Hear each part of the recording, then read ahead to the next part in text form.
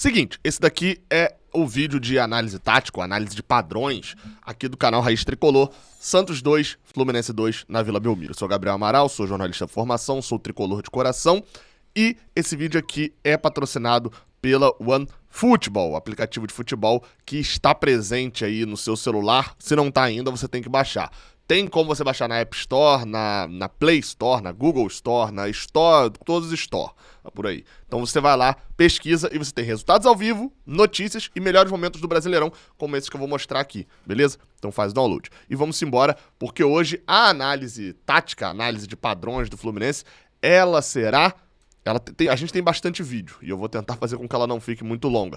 A gente já começa... Pera aí que o barulho tá alto, né, da narração. A gente já começa com o seguinte lance. A gente vai falar primeiro, ó, lance com 9 minutos, e a gente vai falar sobre a importância, agora sim que estava aberto o vídeo errado, a importância de Paulo Henrique Ganso. Percebam uma coisa, é um jogador diferenciado, ponto, e jogou muito, e porque pra mim Paulo Henrique Ganso fez uma das melhores partidas dele, se não a melhor no Campeonato Brasileiro. Aqui a gente vê ele achando o Matheus Martins e ele achando depois o John Arias.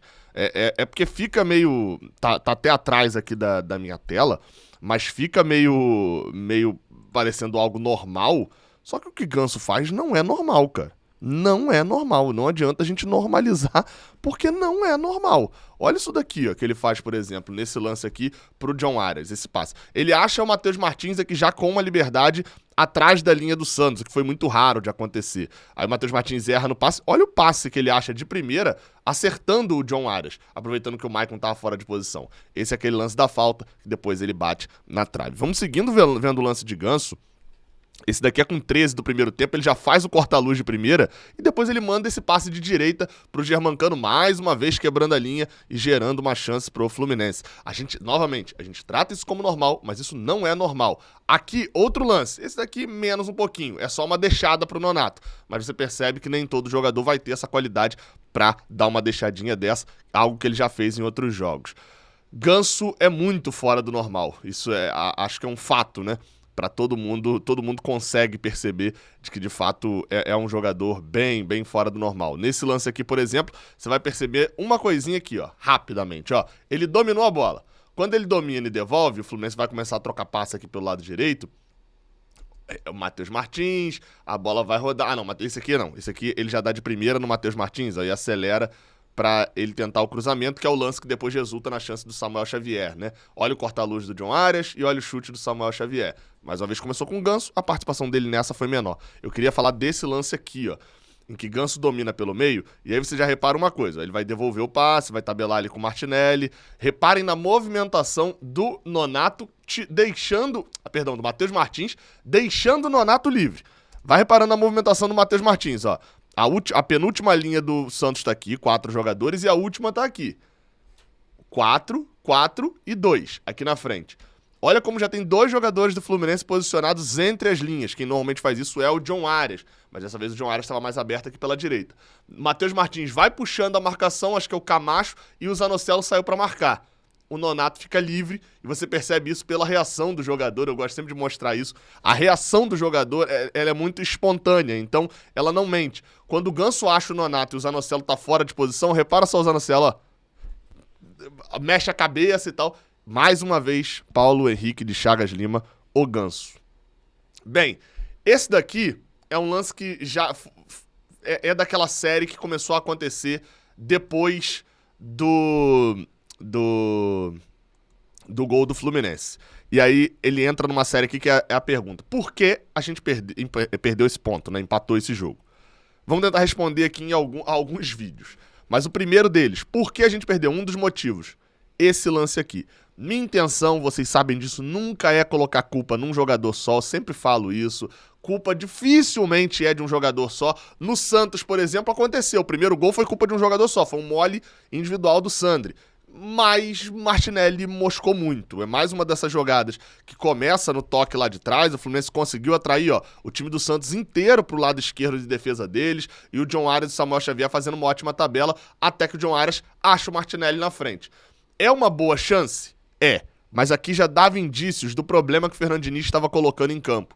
Fluminense ganhando o jogo, partia para um contra-ataque, onde ele tinha 4 jogadores no campo ofensivo e vai chegar mais aqui ainda, ó. Tava chegando o Nonato. Fluminense tava se expondo. Nonato tabela com o John Arias, mais uma proteção boa, e aí vem o lance que Nonato, que parece muito jogador da década de 50. Eu vou ver se acho um vídeo aqui rápido pra botar aqui. Não achei nenhum satisfatório, não. Mas vamos lá, dando sequência. Martinelli consegue fazer um drible ali meio duro, passa pelo jogador, e aqui vem o maior problema. Martinelli decide tocar pra trás. E por que esse é o maior problema? Eu vou descrever. Ele passa pelo Maicon, o Maicon tá atrás dele, é óbvio que aqui, ó, e aqui ele olha, ele vê o Germancano livre, sozinho, por trás do Luiz Felipe. Óbvio, ele não sabe que o Maicon tá dando condição, né? Poderia saber porque ele tava disputando bola, mas ok ele não saber que o Cano não tá em condição irregular. Mas o pior jogada era o passe pro Nonato. O Luiz Felipe, ó, ele arma o passe, o Luiz Felipe fecha, acho que é o Luiz Felipe esse aqui, fecha o passe e vem o passe errado. Até mesmo ele segurar a bola e tentar ajeitar o corpo pra bater, sabe, até de esquerda mesmo, era uma opção melhor. Esse é um dos motivos do Fluminense não ter feito o gol ali na reta final, 3-1, mataria a partida e mais, né? Na sequência da jogada a gente vai ver que é justamente André precisa fazer a falta, ele faz a falta, toma um cartão amarelo e tá fora do jogo contra o Cuiabá por causa deste lance. Aqui vem um outro motivo, até o Magno Navarro chegou a tuitar sobre isso, sobre os escanteios curtos do Fluminense. Gabriel, você falou aqui do escanteio curto. Ontem a gente cobrou 3 e não deu certo. Exatamente. E por aquilo que eu venho sempre falando, direto. Os treinadores estudam, os treinadores gravam. Existe plataforma onde tem todos os jogos do Fluminense gravados. São mais de 10, 15 analistas de desempenho estudando o próximo adversário do Fluminense, do Santos, enfim, de todos os times. E não, eles não assistem esse vídeo aqui, eles não perdem tempo com um cara que não entende nada igual a mim. Eles têm caras estudados lá pra poder fazer. E eu tento traduzir algum padrão que eu percebi. Então esse vídeo aqui não muda em nada na história. Mas o Lisca, que falou na coletiva dele que estudou a semana inteira o Fluminense, deu uma olhada nesses escanteios curtos do Fluminense. Por exemplo, esse daqui é os 36. O que sempre acontece para quem não tá acostumado a ver essa análise aqui? O Fluminense sai tocando, pela direita é John Arias, Ganso e Nonato, pela esquerda é Ganso, John Arias e Nonato. Muda a ordem de quem bate. Bate fraquinho, a bola vai até Nonato, o que bateu se apresenta como opção para fazer o cruzamento. Só que qual que é o objetivo disso? Tirar toda a defesa do Santos da área. Vocês vão perceber que o Fluminense vai dar uma girada de bola e ninguém sai da área. Só saem 2 jogadores, todo mundo continua lá. Ó, o Santos continua numa superioridade numérica. E o que acontece? O Fluminense fica sem muita opção. Na hora que a bola cai aqui pro Nonato, aí vocês vão lembrar do gol contra o São Paulo, que era um pouquinho parecido com isso, né? Não é 100% igual. Nonato cava na área, acaba errando a cavada. O zagueiro do Santos aqui, eu acho que é o Marcos Leonardo, consegue tocar na bola e eles recuperam a posse da bola. Vamos para outro jogo. E por sinal, gera um contra-ataque pro Santos. Isso aqui já era um problema. Por quê?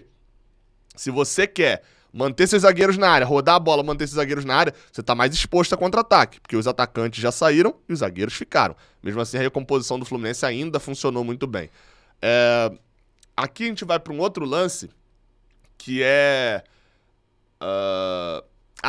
outro contra-ataque. Depois eu volto para os escanteios, mas outro contra-ataque. E olha só como que o Fluminense cedeu um número maior de contra-ataques contra o Santos. André tenta a jogada, perde a bola. E o contra-ataque já tá armado. Na tabelinha é o Carlos Sanches. Você vê que meio que sem olhar ali, ele já dá de primeira. No lançamento no Marcos Leonardo pela direita. A sorte é que nesse daí, ele erra o passe, ele tenta pelo alto, a bola por baixo facilitaria muito o Carlos Sanches receber a bola, e o lance acaba não dando em nada, porque o Sanches bate pra fora. Mas o contra-ataque estava armado, o Santos era um time projetado para jogar dessa maneira. E por mais que a gente saiba que o time de Diniz está melhor no contra-ataque do que estava no ano passado, né? Isso eu acho que no ano passado, na passagem passada, né? De 2019, isso não quer dizer que o Fluminense não sofra mais contra-ataques. Continua sofrendo, isso acontece. E contra o Santos, que foi um time estruturado para isso, e tem um centroavante de velocidade e qualidade, isso foi decisivo na partida. Continuando os escanteios curtos, olha só. Aquele lá que eu mostrei era aos 36, o Santos não saiu ninguém da área. Mas teve 2 escanteios que a galera do Santos saiu da área. Esse aí aos 29, aos 30 minutos, olha como é igualzinho a jogada, ó. O Ganso, dessa vez, ele não deu no Arias, deu direto no Nonato. Vai aparecer o Ganso pra receber de volta. Recebeu, já dominou e normalmente ele joga essa bola na área. Só que ele jogou mal. o cruzamento veio baixo e a zaga conseguiu o corte. Se você reparar, dentro da área, nesse momento, se a bola veio um pouco mais alta, o Fluminense tinha, além do Lucas Claro e do Nino, aqui embaixo o Lucas Claro e no meio o Nino, ainda tinha também o Caio Paulista e tinha mais um jogador ali que deve ser o Germancano, que eu não consegui ver. Resultado, o lançamento errado de Ganso, que eu, como eu falei, partidaça, jogadoraço e tal, lançamento errado de Ganso acabou resultando na perda dessa chance. E aí vem um outro perigo, que é se você tem um time que contra-ataca muito bem, como é o Santos, você não faz esse tipo de lance toda hora, esse escanteio curto. O Fluminense teve 3 no primeiro tempo, e olha aí, ó, esse foi o primeiro dos 3, eu fui em ordem invertida, mesmo jogado, ó. O Ganso dessa vez ele não tinha levantado pra área, prefiro jogar com o Samuel Xavier, que também não levantou. O Fluminense começa a rodar a bola. E no momento em que essa bola vai bater no Ganso por lá, ó, ele decide não levantar na área. Ele decide virar o jogo. E aí vem a jogada do Santos que recupera a bola, não consegue contra-atacar. Se você reparar, o Santos não consegue contra-atacar nesse lance, mas toda a defesa do Fluminense já tá se recompondo. Quando, ó, vai girar o jogo, a bola lá pelo outro lado, e aí sim vem o ataque do Santos com a defesa do Fluminense já mais postada. Então, até o Magno falou do escanteio curto, o Fluminense de fato perdeu a bola no escanteio curto, mas não foi num contra-ataque de escanteio curto que sai o escanteio pro Santos que vai resultar o gol, né? Foi um ataque mais postado do Santos, não foi num contra-ataque diretamente. Mas a estratégia claramente não deu certo contra o Santos. Acho que também pesou o fator dele não querer jogar bola na área o tempo todo, por falta de Manuel, que é a principal arma ofensiva do Fluminense em bolas aéreas. A saída tocando não me agradou nesse jogo, não funcionou, seja por erro técnico, ou na verdade 2 vezes por erro técnico do próprio Ganso, e em outra por um mérito do Santos, que já não tinha tirado os jogadores da área no escanteio pelo lado de cá. Dando sequência às jogadas, a gente vai agora já para um lance, depois do empate, o lance do gol. Eu falei já por que o Fluminense, motivos do porquê o Fluminense perdeu o jogo, né? Contra-ataque, que eu vou mostrar o lance já, e por aquele mole de Martinelli não ter matado o jogo quando ousou. Vamos pra como o Fluminense ganhou o jogo, pelo menos algo que eu percebi como padrão. A jogada do gol, e você vai lembrar dessa jogada aí, ó, um lançamento de Nino pra frente, a bola bate nas costas do Maicon e o John Arias chega batendo de primeira no cantinho. Ok. Lançamento feito do zagueiro, tentando pegar as costas do zagueiro adversário. Nessa o Cano disputou e a bola sobrou pro John Arias. A atenção e o quanto estava ligado no 220 o Fluminense fez com que esse rebote estivesse ali já o John Arias para poder aproveitar. E o chute também, esse é o tipo de chute que o goleiro normalmente não toma, né? É o tipo de chute que normalmente o goleiro não sofre esse chute, não. Mas, até pelo momento do jogo e a rapidez que foi o lance, o João Paulo sofreu. Olha, com 6 minutos, um lance parecido. Não é igual, não é o zagueiro, é o Nonato que tenta essa infiltração. Algo que a gente já tem visto muito aqui nas análises táticas. Ó. Lançamento do Nonato tentando as costas do zagueiro. Claramente porque o Maicon é um zagueiro mais alto e não é um zagueiro muito rápido. Dessa vez foi pro Matheus Martins, mas repara o quanto que é parecido, acaba sendo parecido o lance aí por coincidência. O Nonato lançou e a bola pegou nas costas do Maicon, nesse caso aí até pegou na mão, mas estava fora da área. E o Matheus Martins fez a jogada, mas acabou concluindo mal. Você vê que era uma jogada que eles já tinham meio que pensado, né? Se a defesa do Santos estiver um pouquinho mais pra frente, cava nas costas do Maicon. Não deu certo a cavada em nenhuma vez, mas saiu o gol num dos erros. Outro lance, vamos lá. Essa daqui é uma jogada... virada de jogo e o contra-ataque do Santos. Voltamos aos contra-ataques, né? Vamos falar de Nino aqui. Como em 3 minutos Nino evitou gols do Fluminense. Erro de virada de bola com o Fernando Diniz. Normalmente, olha só, é a segunda, hein? Ganso tentou virar, Nonato tentou virar e deu errado. Pega o time de calça riada. Contra-ataque do Santos estava muito bem armado. A tentativa de bola pelo lado direito pro Lucas Braga, acho que é esse daqui. Sorte é que a recuperação de Nino foi praticamente perfeita. E não foi só essa, não. O Nino foi muito bem na partida mesmo, principalmente no início do jogo. Se a gente for observar, a gente tem... na verdade, a zaga do Fluminense foi bem na partida. Nesse chutão aí do John, vai ser mais uma que o Nino vai ganhar. Essa daí ele ganha meio que na sorte também, né? Ele protege bem, a bola bate nas costas.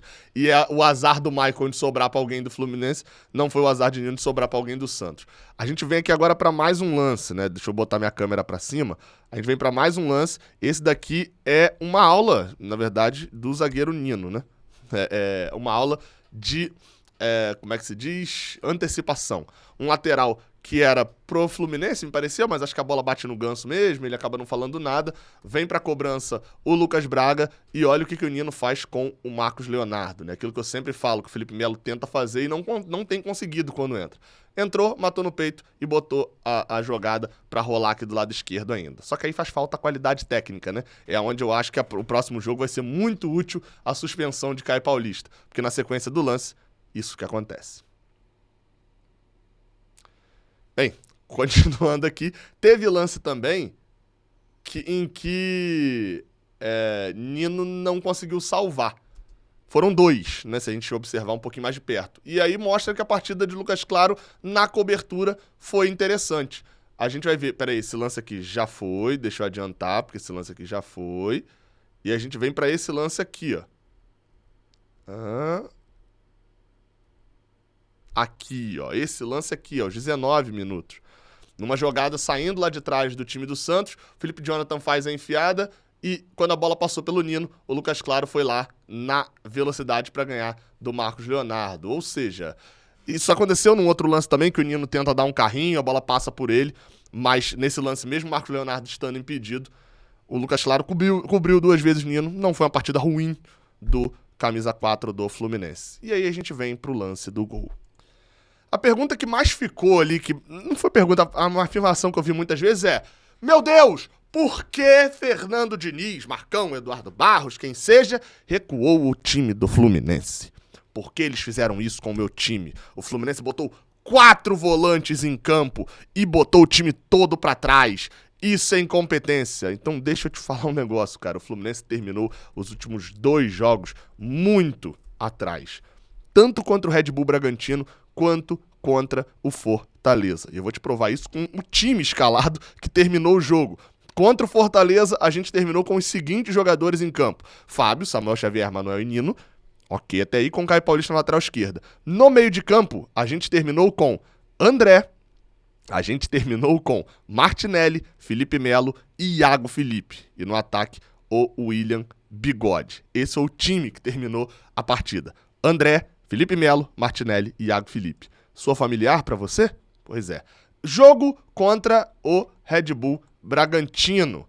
Vamos lá. O Fluminense terminou com Fábio, David Duarte, Manuel e Nino, ou seja, 3 zagueiros, mais que um esteja de lateral direito. Na lateral esquerda, o Caio Paulista. E no meio de campo, o Fluminense terminou a partida com Martinelli, Felipe Melo e com o André. Ou seja, 3 zagueiros, 3 volantes. O Fluminense tem feito essa postura de colocar mais jogadores no campo de defesa e tentar segurar a pressão. Explodindo um contra-ataque que nesses outros 2 jogos não deu certo com o Marrone. Qual foi o problema dessa vez? O principal problema é que o Fluminense fez isso e deu um mole para um time que contra-ataca melhor do que os outros 2 que eu citei. E qual que foi esse mole? Querer marcar alto. O Fluminense estava em campo nesse momento, além dos 4 defensores, né? Estava em campo com John Arias e Cano, mas o meio de campo era formado por Wellington, sem Felipe Melo, o Wellington jogou, o Wellington, Nonato, André e Martinelli. Novamente, 4 jogadores de postura mais defensiva. Postura mais defensiva, né? 40 do segundo tempo ganhando o jogo. O Fluminense, no início da jogada, tem 1, 2, 3, 4, 5 jogadores no campo ofensivo. E vocês vão ver como que eu falo que eu não tenho marcação com jogador nem nada. Olha quem é que tá roubando essa bola aí, que poderia até ter rodado um gol do Fluminense. O camisa 5, olha só o Wellington. É ele lá no campo ofensivo, com o Fluminense subindo marcação, aos 40 do segundo tempo, depois de uma sequência gigantesca, que cansou o time, obviamente. Ele roubou a bola e deu o passe. O Germancano tabelou com o John Arias dá um passe realmente bem forte, o Cano não consegue dominar, e aí pinta o contra-ataque. E em nenhum momento o Fluminense chega perto do jogador do Santos para poder fazer a falta. Não teve nem como, o Ganso reclamou disso, podia ter feito a falta, eu concordo, mas não chegaram perto, olha só. Reparem no gol que em momento nenhum vai ter um jogador do Fluminense perto de um santista. Outra coisa para poder reparar: quantos jogadores, esse eu vou dar um pause porque tem uma imagem que choca. O Fluminense estava ganhando por 2-1, estava com 4 volantes e 4 defensores em campo, e olha quantos jogadores no campo ofensivo o Fluminense tinha nesse momento. Vem o contra-ataque, repare bem nessa imagem. 1, 2, 3, 4, 5, 6, 7, 8. Dos 10 jogadores de linha, o Fluminense tinha 8. Em determinado momento tinha 8 à frente da linha da bola. Ó. Tinha 8 à frente da linha da bola.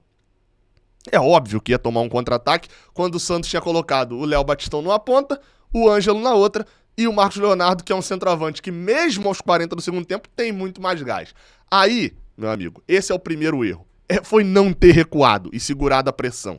O primeiro erro foi esse. Ah, Gabriel, mas botou os jogadores de defesa, isso não é recuar? Não. Botar jogador de defesa e botar um zagueiro pra ele jogar de centroavante é atacar, não é recuar. Pode ser, as mexidas foram erradas? Completamente. Na verdade, isso é uma crítica maior. O Fluminense botou jogadores de defesa pra querer ficar com a bola no campo de ataque e pressionar. Não era muito mais interessante, então, do que, de repente, o Wellington colocar o John Kennedy, se ia pressionar a marcação mais lá na frente? Pra mim, parecia muito útil, até pelo gás que teria pra um contra-ataque. E a partir de agora, a gente vê 2 erros individuais. O primeiro é o do Caio Paulista, que perde na corrida pro Ângelo. O grande mote ali, elogio a Caio Paulista, é o físico. Perdeu facilmente na corrida. Facilmente não, mas perdeu na corrida pro Ângelo, mesmo largando um pouco à frente, e deixou o Ângelo cruzar. O segundo erro que tem aqui é o do David Duarte, que não acompanha a linha. Né? Repare que ele acompanha mais ou menos a linha da bola, mas aqui ele é quem tá completamente fora da linha. Isso aí também é complicado. Por quê? É uma falha dele? É, óbvio que é uma falha dele. Mas que exigir de um jogador que jogou, sei lá, 10 minutos no Campeonato Brasileiro, que ele saiba a linha exata num contra-ataque aos 41 do segundo tempo da defesa do Fluminense sem qualquer entrosamento, também é um pouco demais. Principalmente zagueiro é o tipo de posição que você só ganha confiança e só ganha bola mesmo com o tempo. Só dá pra jogar muito, dando mais tempo e dando partidas como titular e não pedacinhos de partida. Mas, o Caio Paulista dá o espaço pra cruzar, não pressiona o Ângelo, e o David Duarte fora completamente da linha. São 2 erros individuais aí desse lance. Mas o maior erro mesmo é você tendo 4 volantes, 4 defensores, você tentar ir pra cima de peito aberto e tomar um contra-ataque desse com 8 jogadores no campo ofensivo, enquanto ganha o jogo na casa do adversário e você é o adversário, é o time mais cansado em campo. Em suma, é por isso que a gente tomou o gol de empate. A gente não recuou, a gente não se acovardou. E pelo contrário, era pra ter se acovardado, era pra ter recuado e saído de lá com resultado, como a gente fez contra a Fortaleza e Red Bull Bragantino, e após isso começar a se estruturar para abrir mais vantagem, por exemplo. Já que o problema do Fluminense tem feito o cansaço, segundo o Diniz tem falado, a gente tem recuado muito no segundo tempo e tem trazido muito o time para perto do seu campo. Por quê? Por causa do cansaço da sequência de jogos. Não tem sequência de jogos agora. O Fluminense deu 2 pontos na Vila por ser corajoso demais, né? Enfim, até a próxima. Valeu.